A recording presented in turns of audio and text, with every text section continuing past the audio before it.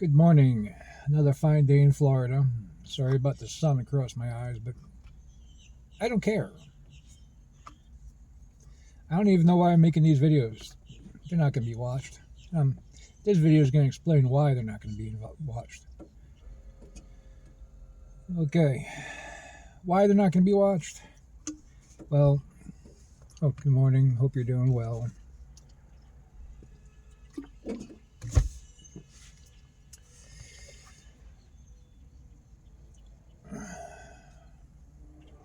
Why they're not going to be watched?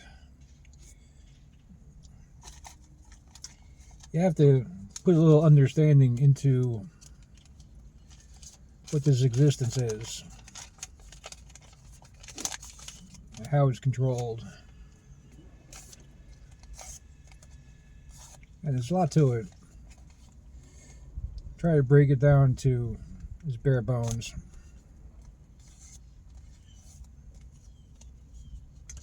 Because, well, the down and dirty of it is this whole existence here comes from one thing. And this one thing wanted to have experiences. It's his nature. But it would be a very boring place if one thing inhabited everything. It'd be a very boring place. But it does, but the one thing does inhabit everything. The one thing. One. But in order to make unique experiences, what it did, and this is nature also, it's not really something that has a choice, it's nature, is creates a realm that holds the souls. Yeah, the souls don't inhabit you. I'll get to that. There's a realm that the souls never leave. Never. They never leave this realm. They look into this realm here, and the souls make what you guys are calling a blueprint. It determines, well, it's a little bit more complicated than that. Depends on the evolution of the soul, if it can make the blueprint itself or agree to the blueprint. It's really an agreement of it. Things kind of have to happen for other things to happen, and it's kind of an agreement. Anyway, so evolution of a soul, a little bit of the consciousness enters into this realm, and it's a fresh young soul. And I've been trying to figure this out for a long time, but viewing time outside of this time is tricky. It's a tricky bit. There has to be some type of time there, but not our time. They look into our time. They see the whole time span from the beginning to the end. This is where it's called eternity. This is the place that's eternity, that's not the source. It's still in eternity. And eternity means it sees the whole time frame.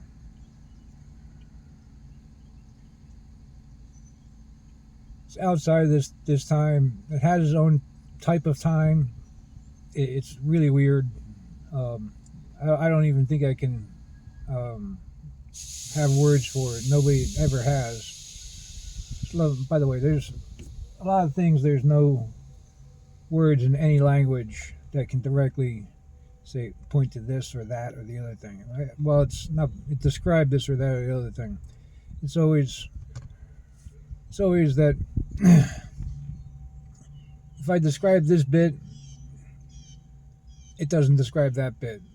And it's very much like that. What they say is, you take an elephant and 5 men, blind men, touching the elephant to say, and they're touching the elephant over here, saying, "Oh, this is a trunk." You know, they all can't touch the animal at the same place at the same time, so they all get different impressions of what it is. Anyway, that's an interesting analogy. But anyway, so the consciousness, it's described as a spark that goes into this realm that creates a soul, and looks into the jagat, or the matrix, whatever you want, whatever words you want to use. You guys are describing the same thing. Just the words change. Words are nothing. Unless you're using Sanskrit, and then you're speaking directly to the matrix. And the matrix is made of the source, and so you're directly speaking to the source. Anyway, so, and other things, but so I might put a bit of effort into maybe actually learning Sanskrit. Anyway, but so the soul gets created, put into the soul realm, and it doesn't have very much ability. In fact, it can just look into the soul, into the matrix, and what happens is a want starts building up in this soul. It wants to experience what's in there. So what happens, through this want, a spirit is created, and the spirit is what can enter into the matrix. And so the wanting itself puts into motion how that want is going to be fulfilled. But since the young soul doesn't have much control, the nature of that realm just kind of like fills out the paperwork, fills out the blueprint, and this is what's going to happen, that's going to happen to fulfill this want. That spirit gets created and gets cast into the matrix, and it acts out this blueprint that was created.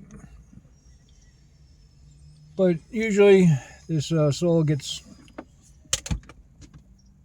put into some lower life form. Since it doesn't have a lot of power to become a human, it becomes, like they say, a blade of grass and a rock, or a this or that.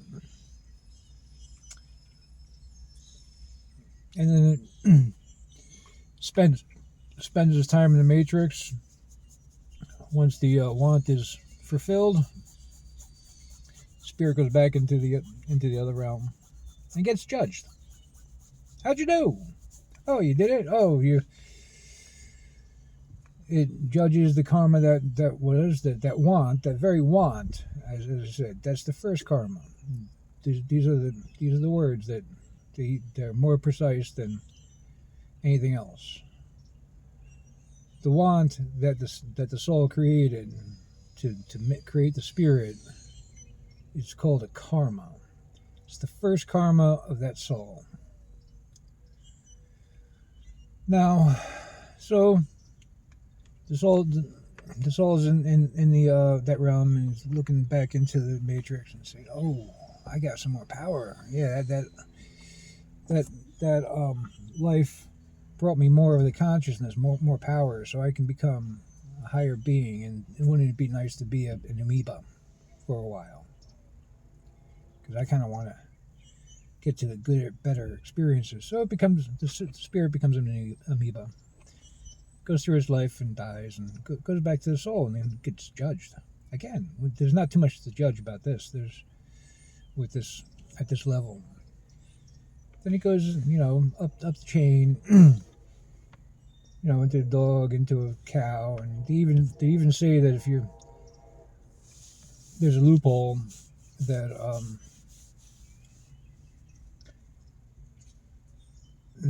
they say that if a spirit of a soul gets ingested, eaten by a human, the soul has a chance to become human. So, this means if I eat a cow, the spirit of the cow can jump into the human for the next life. Not sure if I believe it, but looking out there seems to be a lot of cows out there in human form. It really does. Anyway, so what happens?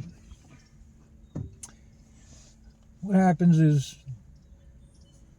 it gets greater and greater and greater until it has the ability to inhabit a human. And again, at this time, it still does not have the capability of interacting with the creation of the blueprint. So the blueprint gets created, the human gets thrown in there, and has the life the karma that it created has, but it has no control yet. So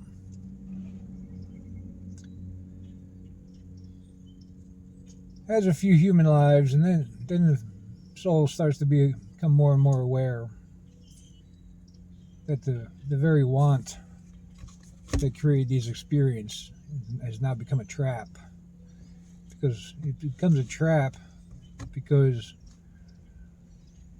yeah, the blueprint gets created, everything gets agreed upon, but has realized that all of the karma has to be burned in order to become free, because it itself entrapped itself within the karmic laws of the matrix, or the jagat.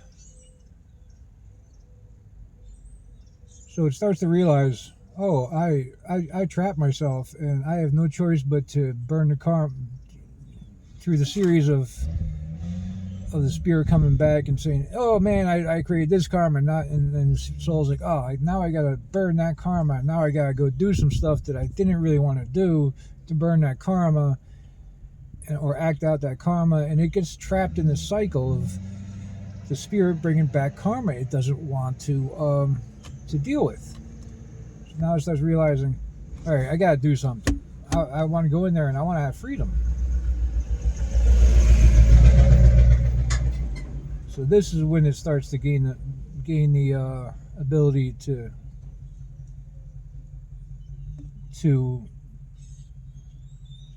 control the blueprint.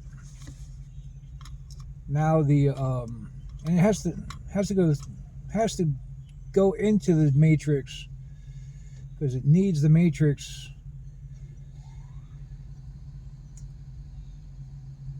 the mind of the matrix to start to realize what it truly is. So it starts to realize, I gotta get this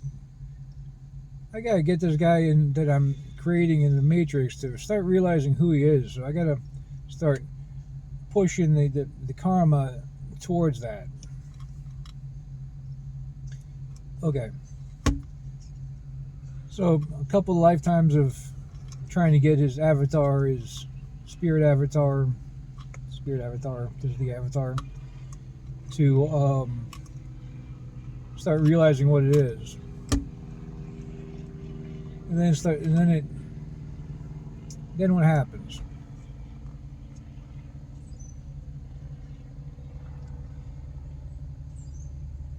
What happens was that's the ability to influence and create what happens in the blueprint. That's the first freedom. That's the first mukti. First moksha. And that leads to the second moksha, the pada mukti. Pada Paramuksha, Paramukti means freedom. Muksha, I think it's Mukshi, Muksha, A at the end. It just means freedom, spiritual freedom. Para, Bara means supreme. What this means is you've truly realized, not just intellectually conceptualized, but you have fully experienced the very thing that you are, because you are not the spirit, you are not the soul, you are called what's called Para Brahma. Brahma means consciousness. The supreme consciousness in actuality.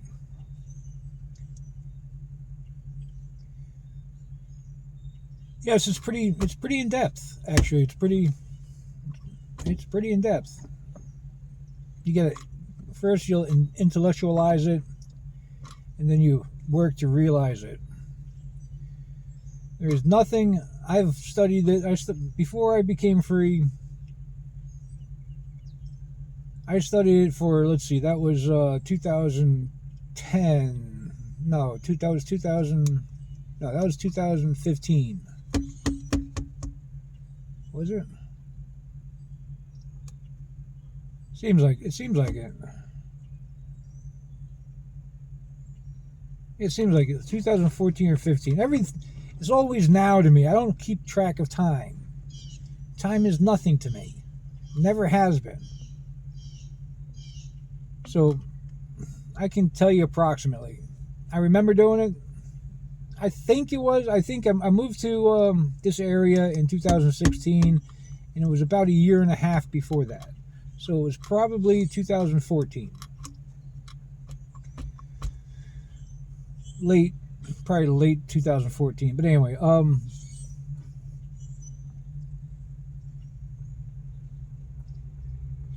but I studied things from 1985, 84, 85 to 2014. What was that, 30 years?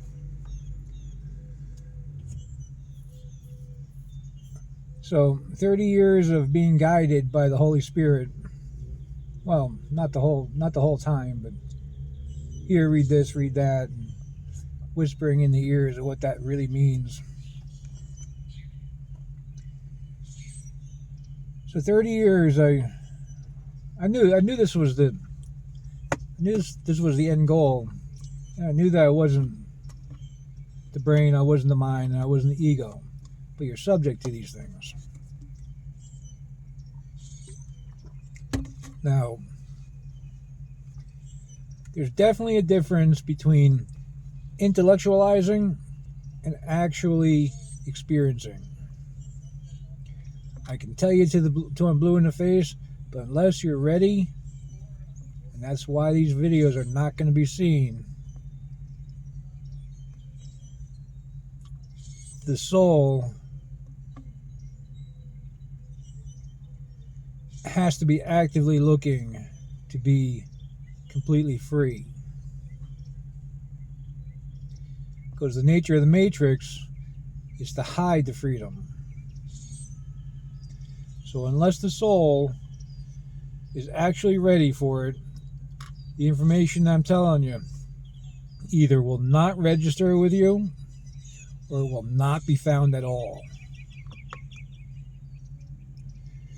The information I'm telling you will either begin to register and you're thinking that I'm saying something different because you're filtering it through your ego, or it won't be found at all. Remember, the Gayatri mantra, they changed one little thing in it. The matrix changed one little thing. And now nobody can be enlightened if you're using it that way. because it tells the matrix never enlighten me. It's instructing the matrix to never enlighten me. Ask your Hindu friends. They know the language. Nah is never. Naf is now. Small, tiny little change. Small little change. This is what the matrix does. You're either ready for it or not. I'm kind of wondering how many people are actually going to watch me. I don't think many. I think many of you are stuck, not ready for it. I applaud you guys for trying. But not unless your soul's ready, will you not find this information.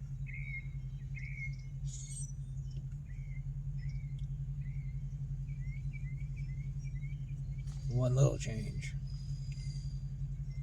Tiny little change. The Matrix gave somebody the idea to take that little thing. Oh, we don't need this out of the language, out of the script. It's not really out of the language. It's out of the script, how it's written down. Took that little thing out of that. We don't need this. We have a F-sounding character. We don't need this one. We'll throw that one away. One little change.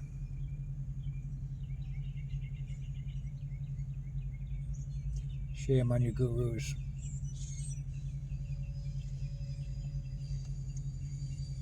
Shame. Go look. I've read 3 books and had seminar after seminar about the gayatri, and because it just didn't seem right. Just didn't seem right.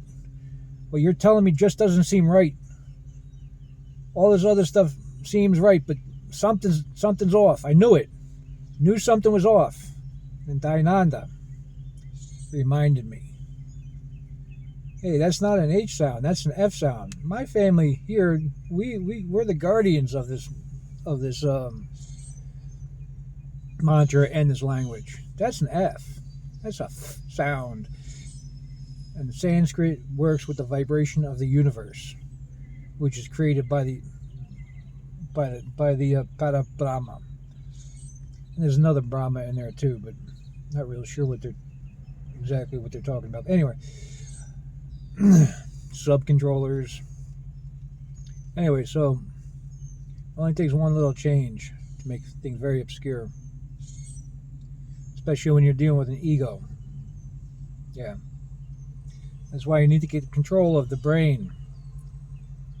You need to get control of the brain, and the gayatrimantra does this when enunciated properly. Intention only goes so far.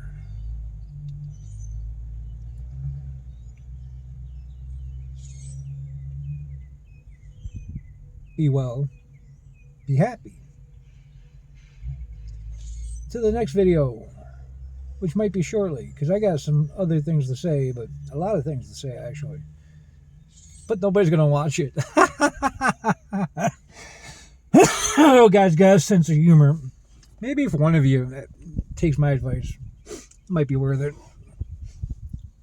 But the ego mind, tricky thing. I got to do something to get something to go somewhere. Yeah, that's how your mind works. Got to do something to get something to go somewhere. There's nowhere to go. No, there's nowhere to go. Not at that level anyway. There are different levels of existence. Yeah, there is. But if you want to experience the I am is everywhere. So there's nowhere to go. The I am created everything. It's everywhere. All at the same time. Within time and space, that is. Within the time and space continuum, within these realms there. Maybe I'll try to get to what this actually is. There's no real words to describe the indescribable. Be well. Be happy. Don't hate yourself. The abuse that you experienced will make you stronger. Don't be a victim. You're not a victim.